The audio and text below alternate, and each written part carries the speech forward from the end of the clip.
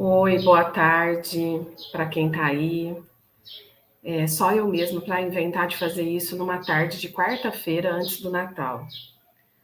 Bom, mas eu queria conversar um pouquinho sobre um assunto que eu acho que ele precisa estar em pauta, porque muitas vezes a gente deixa de falar sobre alguns assuntos, eu acho que ele acaba sumindo e, enfim, e deixam de ter a importância que eu acredito que eles têm.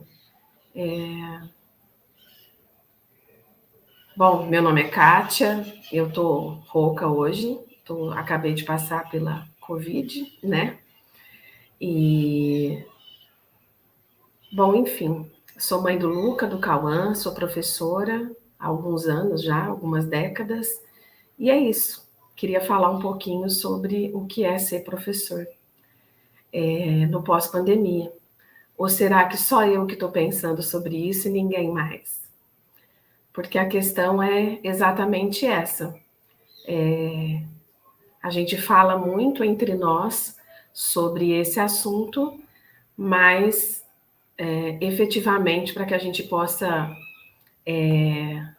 tratar esse assunto, a gente não tem falado isso de uma maneira, vamos dizer, mais profissional. Acho que é isso, né? É importante dizer que eu estou aqui, mas eu não estou representando a escola X, a escola Y. Eu sou apenas uma professora que quer partilhar com seus colegas alguma fala sobre esse tópico que eu ouvi tanto esse ano. Todo mundo, ou não, sou só eu que ouviu, né? Todo mundo dizendo que está muito cansado, todo mundo dizendo que nesse pós-pandemia o ritmo estava diferente, que em julho já estava todo mundo achando que estava no final do ano. Então, eu queria saber, né? O que será que está diferente?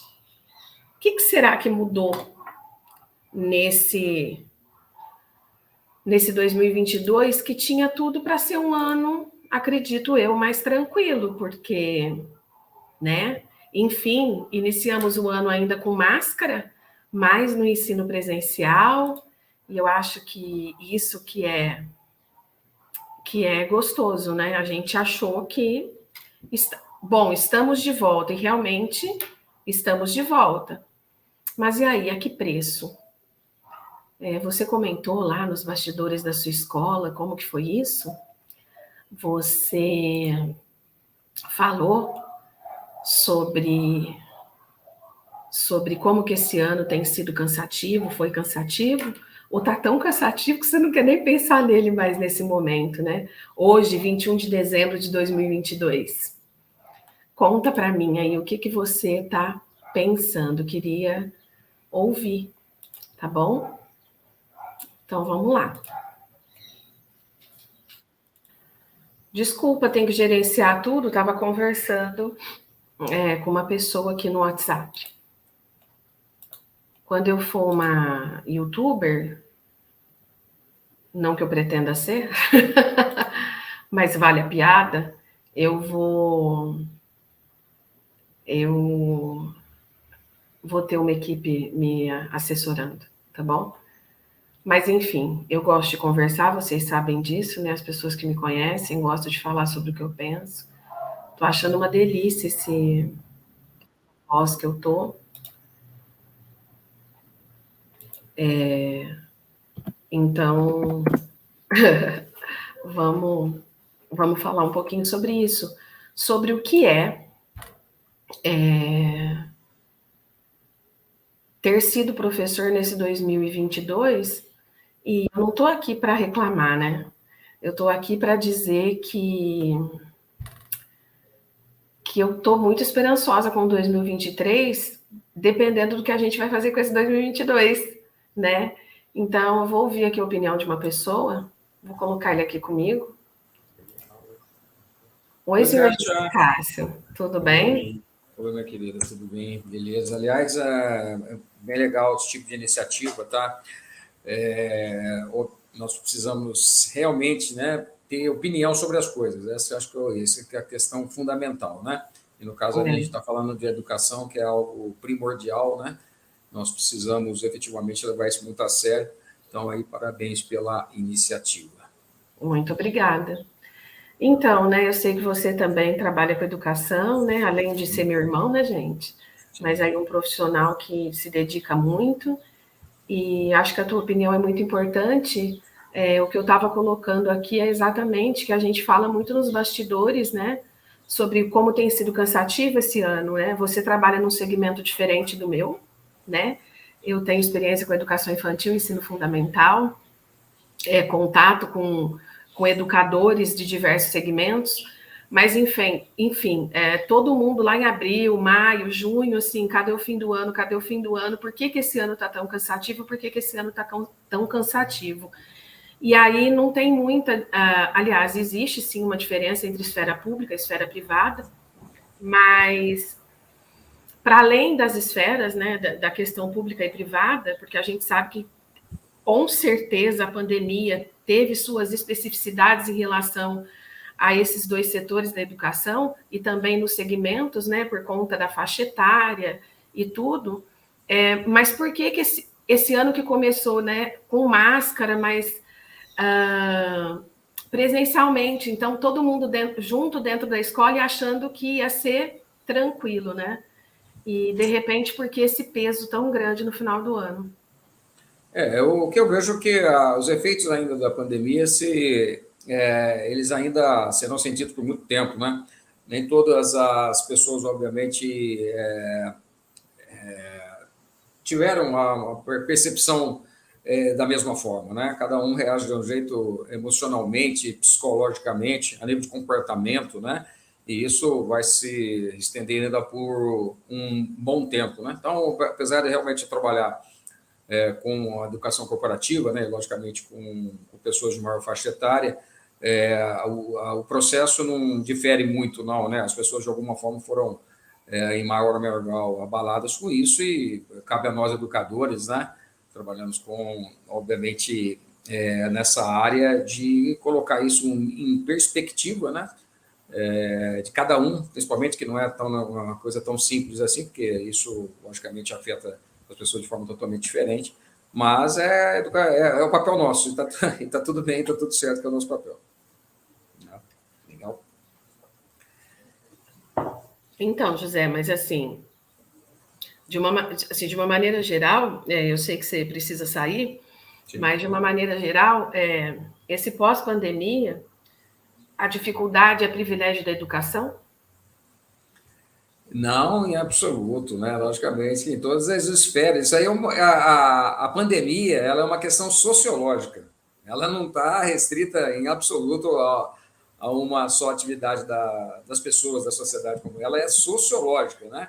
E em cada setor, logicamente, ela tem uma particularidade, né? E cada pessoa tem uma particularidade. Eu acho que é o mais complexo, mas também o mais importante é nós temos essa dimensão da singularidade, né, de como isso afetou cada uma dessas pessoas e aí, dentro do possível, né, chegar o mais perto de cada um para poder efetivamente auxiliar e ajudar. Tranquilo? Kátia, minha querida, grato aí pela oportunidade, né? Estamos sempre à Eu que disposição. agradeço. Legal, valeu. Tchau. Eu que agradeço. Tchau, tchau. Bom, gente, acho que é isso, né? A gente ouviu aí uma opinião em relação a isso. Primeiro que é importante falar sobre, eu acho que é importante falar sobre, sempre falar sobre qualquer assunto que esteja ali nas entranhas e esteja nos inquietando, né? E não é privilégio de ninguém falar sobre a pandemia. A gente pode continuar fingindo que nada aconteceu e não aprender com isso, ou a gente pode aprender com isso, né? E aí ter uma perspectiva melhor para o futuro. A princípio, quando eu pensei nessa conversa, eu até coloquei isso, né? Que era, antes de mais nada, também uma conversa de esperança para esse futuro, mas para a gente olhar para esse passado. Bom, enfim, eu acredito muito na conversa, eu acredito muito que a gente aprende com o outro, isso é básico da vida. Hoje aqui em casa o meu filho estava querendo fazer cuscuz. E aí ele falou assim para mim. Aí ele foi tentar fazer, modo de instrução, tal. Ler vídeo no YouTube, tal. Aí ele falou assim, mãe, você não faz cuscuz para mim, eu não sei fazer cuscuz, porque meu filho cozinha muito bem. Aí eu falei assim para ele, a minha mãe fazia para mim. Aí ele falou, então, mas a sua mãe tinha cuscuzeira. Eu falei, não tinha cuscuzeira. Ela fazia cuscuz sem cuscuzeira. E aí vem, né, a pegada de você aprender com o outro, né? Não que seja impossível você ser autodidata, mas como que é importante o pessoal. Então, eu vejo que uma das coisas que a gente precisa pensar nesse pós-pandemia, o quanto que ficou evidente que os professores são importantes, né? Tem frases que falam sobre os professores que ecoam na nossa mente, desvalorizando a nossa profissão. Eu vejo que os primeiros que realmente têm que valorizar a nossa profissão somos nós mesmos. Bom, gente, tivemos aí a perda da conexão, mas eu estou voltando, depois eu edito, e aí eu consigo. Obrigada, Paula. Então, é isso. Eu estava falando em relação a essa aprendizagem com os pares, né? De você se conectar com o outro, para que assim você consiga aprender. E é nesse sentido que eu acho que os profissionais da educação, eles precisam sair dessa conversa só do dia a dia. Não que a partilha, que esse, opa, me escuta aqui não seja importante. Essa escuta diária, ela é super importante. A gente precisa ter com quem desabafar, mas a gente precisa trazer isso para um patamar mais profissional, para um patamar onde fique para além só do colo, né? Para que a gente possa trazer isso, para que a nossa profissão fique muito mais lapidada e que a gente consiga lidar com a diversidade da nossa profissão. Durante a pandemia, isso foi uma das coisas que apareceram, né? Muitas famílias falavam assim, como você aguenta ser professor? Para quem teve aula online. E para quem não teve aula online, gente, o que foi isso? Procurar aluno, né? A tal da, como chama mesmo? Busca ativa, né? A tal da busca ativa. E a gente sentindo necessidade de trabalhar e sabendo a falta que a gente estava fazendo e fez na vida desses alunos que não conseguiram estar estar com a gente na escola ou online, né? E mesmo os que puderam, as dificuldades, dependendo da idade, você assistir aula pelo celular, você ter que partilhar isso com os irmãos, você ter só um celular numa sala numa sala, se bem que a casa virou uma sala de aula, numa casa com três, quatro crianças ou mais, né? Então, bom, impacto em cada faixa etária em relação a isso. Então, eu acho que esse bate-papo entre os pares, ele precisa atingir um patamar mais profissional e que a gente fale sobre isso para que a gente busque soluções, tá? Nesse sentido que eu acho muito importante a gente tocar no assunto. Eu queria, né, se a gente não puder conversar hoje sobre isso, estou falando de uma interlocução mesmo, um fala, né, e o outro também. Eu queria que a gente pudesse pensar em três coisinhas que é uma das coisas que o Antônio Novoa, que é uma das coisas que o Antônio Novoa ele aponta num texto que depois eu vou colocar até aqui na descrição, sobre essa questão do pós-pandemia, tá? O nome desse texto, para quem tiver interesse, é Os Professores Depois da Pandemia, é de uma revista, tá? O nome da revista é Educação e Sociedade, é do volume 42, e esse artigo é de uma professora brasileira, Yara Cristina Alvim, e do Antônio Novoa, que é português, tá? E, assim, uma pessoa que eu gosto né, de ouvir assim, o que fala, de ler o que escreve, dentro da possibilidade que eu tenho. Então, 3 coisinhas que eu gostaria que a gente pensasse. Que a educação, ela está em todos os lugares, em todos os tempos. Ela acontece naturalmente, ela vai acontecer mesmo sem a escola hoje em dia, nos tempos atuais. A pandemia, ela acabou com a escola? A gente viu que não. A gente viu essa urgência de estar na escola e, além disso, o que a escola tem que dar conta, o que realmente é da escola, o que não é da escola. Os pais têm se questionado isso também. Eu vejo os pais muito inquietos com isso, vendo também que eles precisam dar as mãos para a escola, e aí eu volto a dizer, eu não estou falando de uma escola específica, eu estou falando da escola como instituição mesmo, que eles precisam dar a mão e achar a solução para isso. A escola como ambiente físico, ela precisa existir ou ela pode ser virtual como ela está aqui hoje? Vamos repensar isso? Vamos trazer essa pergunta lá da pandemia para o pós-pandemia, depois desse 1 ano presencial? A metodologia, a pedagogia, o trabalho, a especificidade de que nós, professores, nos apropriamos e procuramos nos apropriar a cada dia, ela vai ser trocada pela inteligência artificial? Ela pode ser trocada pela inteligência artificial? Que seja para fazer o cuscuz?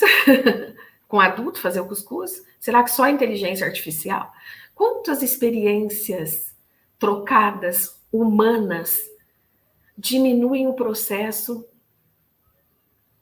que você pode sim ter como autodidata? E aí, de novo, pensando que cada ser humano vai ver de um jeito, em um tempo, de uma maneira. Quando a gente estabelece conexão com a máquina, esse ajuste ela não faz. De olhar o outro e entender como que ele percebe a realidade. A nossa leitura do outro, embora restrita, ela é maior do que a da máquina. Será que sempre vai ser? O que você acredita? Eu acho que a gente precisa pensar nessas 3 coisas. Quem somos nós, professores, nesse pós-pandemia? Qual o nosso papel na construção desse espaço público de educação? Como serão esses novos ambientes escolares? Porque a gente sabe que está mudando. Nós vamos deixar de existir ou nós vamos existir de uma nova maneira? Vamos começar a procurar o caminho? E aí, uma coisa que o Antônio Nóvoa fala, que muito tem se falado também desde antes da pandemia, e que eu acabei de falar um pouquinho, que é a pedagogia do encontro. Quem somos nós nessa pedagogia do encontro? Quem somos? Quem somos nós, professores, educadores? A nossa profissão, ela é muito ligada à maternalidade, né? Não sei se essa palavra existe, mas ao que é maternal. E isso sempre vai ser uma característica da nossa profissão. Isso não significa que a gente não tem que dar um traço mais científico, mais acadêmico, para aquelas nossas conversas de bastidor, aquelas nossas conversas de corredor, de sala dos professores. Muitas vezes a gente aprende desabafando e rindo com uma colega. Então, eu queria que a gente pensasse nessas coisas e que a gente pudesse conversar numa próxima oportunidade. Obrigada, Getúlio. Que a gente tenha... que eu tenha mais consciência aqui do dinamismo do uso da máquina. Faltou a relação humana. Os vídeos que eu assisti, né, os tutoriais, não deram conta, embora isso seja uma questão de tempo. Mas olha que interessante. O que é aprendizagem, né? Para mim, que já sou uma adulta madura, vamos pensar nessa escola, vamos pensar na gente, vamos conversar sobre isso. A gente se vê. Até mais.